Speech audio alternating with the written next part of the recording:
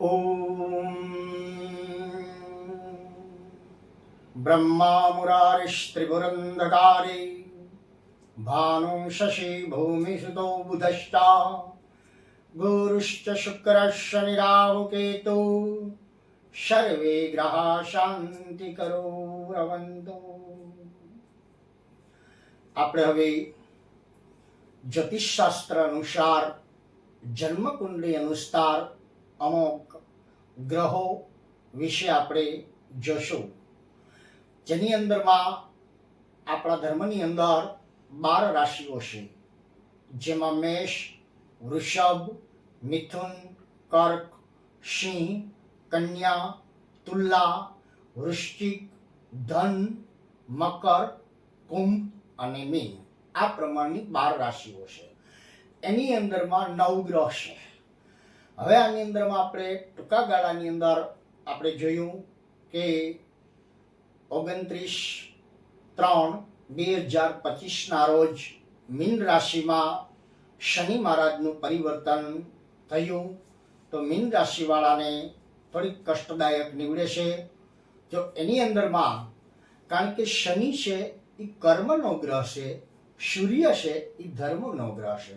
સૂર્ય પુત્ર શનિશ્ચર, એટલે પનોતીથી કાંઈ ડરવાનું નથી, બીવાનું નથી. હાલો મને પનોતી લઈ.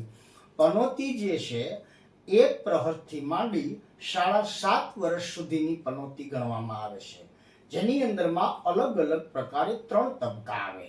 જેની અંદરમાં જે માથા ઉપર મગજ ઉપર આવે એ થોડી કષ્ટદાયક આવે, છાતી આવે લોખંડને પાયે એ થોડી કષ્ટદાયક આવે.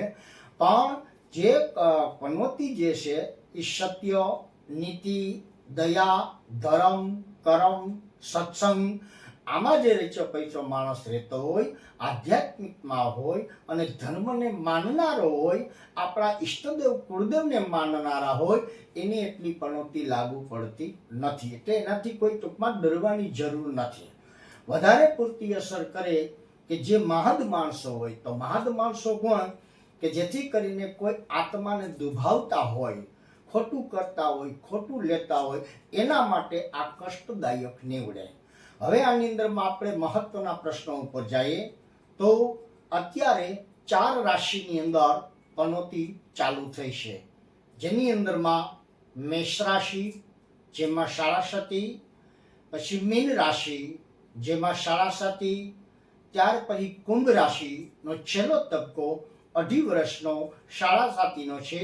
થોડો કષ્ટદાયક નીવડે, પણ ચિંતા કર્યા જેવું નથી. ત્યાર પછી ધન રાશિમાં 2.5 વર્ષનો 2.5 વર્ષને પાયે ચાલુ થાય છે, થઈ છે, પહેલો તબક્કો છે, પણ થોડોક કષ્ટદાયક નીવડે, કોઈ ચિંતા જેવું નથી. એવી રીતના સિંહ રાશિમાં પણ 2.5 વર્ષનો તબક્કો ચાલુ થયો છે. તો હવે શનિના નિવારણ માટે શું કરવું?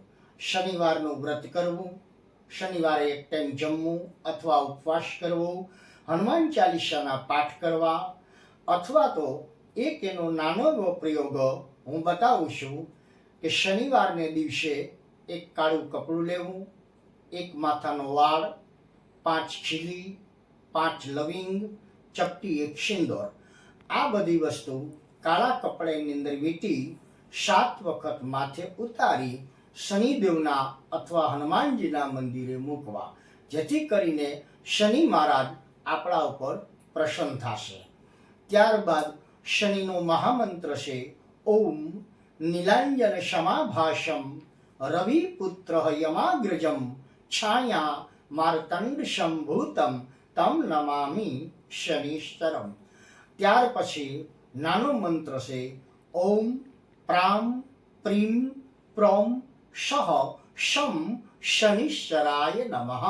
આ મંત્રનો પણ જાપ કરી શકાય. આ પ્રમાણે 9 ગ્રહ દેવતાઓના અલગ અલગ અંતરદશાઓ અને મહાદશાઓથી સેટ થાય છે. હવે જન્મ કુંડળીની અંદર ગ્રહ, શનિ ગ્રહ ઉચ્ચનો હોય તો એને ઓછો લાગુ પડે છે. હવે આપણે બીજો પ્રશ્ન કરીએ કે ગ્રહો અને નક્ષત્રો આપણે આંગળીમાં શા માટે પહેરીએ? દાખલા તરીકે પહેલી આંગળી છે એ ગુરુની છે, બીજી આંગળી વચલી આંગળી છે એ શનિદેવની છે, ત્રીજી આંગળી છે એ સૂર્યની છે અને છેલ્લી આંગળી જે છે એ ચંદ્રની છે. તો ચંદ્ર અને બુધ ટકલી આંગળીમાં પહેરાય છે, મંગળ શુક્ર આ ત્રીજી આંગળીમાં પહેરાય છે, શનિ વચલી આંગળીમાં પહેરાય છે અને ગુરુ છે બૃહસ્પતિ મહારાજ એ પહેલી આંગળીમાં પહેરાય છે. હવે આંગળીમાં પહેરવાથી મતલબ શું? કારણ કે ગ્રહો જે છે એ સૃષ્ટિની આજુબાજુમાં ફરે છે, જેની અંદરમાં કારણ કે ગ્રહનો અર્થ, નાની એક વાત કરી દઉં, ગ્રહનો અર્થ શું? તો કે સમય. કારણ કે સમય બદલે તેના થકી સૂર્ય, ચંદ્ર અને પૃથ્વી, કે જેના દ્વારા સમજી લો ને કે રાત અને દિવસ થાય છે. તો આપણા ધર્મમાં 12 રાશિઓ છે, આખા દિવસને 12 કલાક છે, આખા વર્ષના 12 મહિના છે. એના ગુણાંકને અનુલક્ષી જન્મકુંડળી આપણે જોઈ શકીએ સારા વક્તા પાસેથી. એટલા માટે કારણ કે ગ્રહનો અર્થ સમય, તો ગ્રહ જે છે એ સૃષ્ટિની આજુબાજુમાં ફરે છે, તો એના વાઇબ્રેશનો તરંગો સીધા આપણા મગજ ઉપર સેટ થાય છે. હવે આ આંગળીની બધી નસો જે છે એ સીધી મગજમાં અને હૃદયમાં જાય છે. એટલા માટે આપણે ગ્રહ પહેરવાથી એના તરંગો જે છે એ સીધા ગ્રહ ઉપર લાગુ પડે અને એમાં આમ જે આપણે ખુલ્લી જગ્યા રાખીએ છીએ એટલે એના સારા તરંગો એટલે પોઝિટિવ તરંગો આપણને મળે અને આપણને માનસિક રાહત મળે. એટલા માટે ગ્રહો અને નક્ષત્રો સીધા કર્મો ઉપર સેટ થાય છે. ભગવાનને પણ, પાંડવોને પણ અસર થયા હતા, એવી રીતના રામને પણ ગ્રહો નક્ષત્રો અસર થયા હતા. કારણ કે ગ્રહ છે